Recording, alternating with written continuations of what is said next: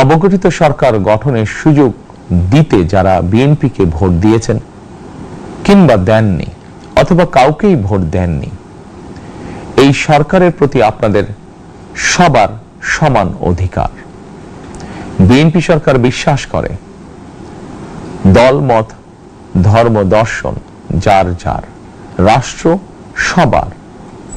এই দেশে এই রাষ্ট্রে একজন বাংলাদেশী হিসাবে আপনার আমার আমাদের প্রতিটি বাংলাদেশী নাগরিকের অধিকার সমান।